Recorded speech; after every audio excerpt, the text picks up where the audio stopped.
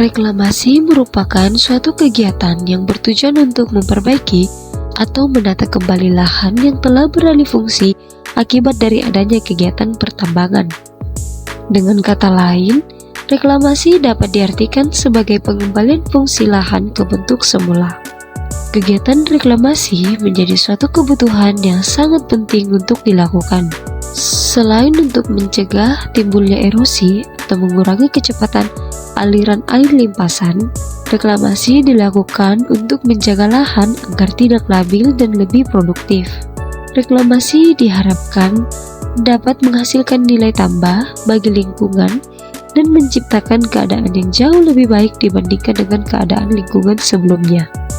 Masalah lingkungan dan keselamatan kerja dalam usaha pertambangan di dunia ini selalu menjadi isu yang paling penting. Masalah utama yang timbul pada wilayah bekas tambang berupa perubahan lingkungan, yang dimana lubang bekas galian tersebut tidak ditutup kembali dan menjadi danau di mana tempat tersebut dijadikan tempat berenang bagi anak-anak, yang sebenarnya sangatlah berbahaya karena bekas galian tambang tersebut sangat dalam. Kegiatan pertambangan mengakibatkan dampak negatif seperti pencemaran, penurunan kualitas lingkungan, dan kepunahan flora dan fauna. Namun, industri pertambangan juga memberikan kontribusi besar pada perekonomian dengan berbagai jenis usaha, baik yang kecil maupun besar.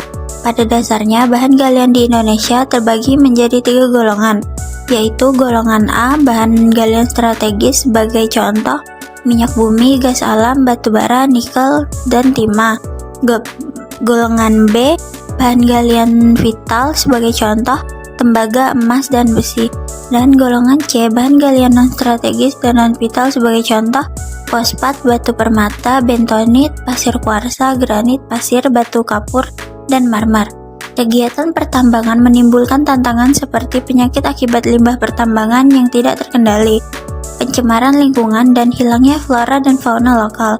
Meskipun memberikan kontribusi yang signifikan terhadap perekonomian, pertambangan juga menimbulkan masalah lingkungan dan keselamatan kerja.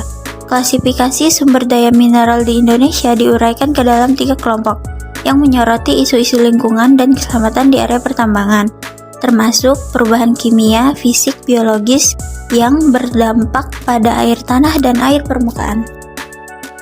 Tantangan utama yang dihadapi dalam kegiatan reklamasi lahan pasca tambang di Jambi, Bangka, dan Kalimantan Selatan, program reklamasi yang tidak efektif, kesuburan tanah yang rendah di area reklamasi, masalah erosi pasca reklamasi, kurangnya partisipasi masyarakat, kesalahan dalam teknologi reklamasi, dan kesulitan dalam persiapan lahan, penanaman, dan pemeliharaan.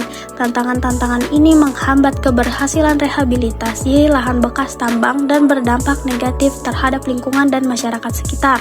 Program reklamasi yang tidak efektif berdampak pada lingkungan dan masyarakat sekitar di wilayah yang diteliti dengan menimbulkan tantangan seperti kesuburan tanah yang rendah, masalah erosi, dan kurangnya partisipasi masyarakat.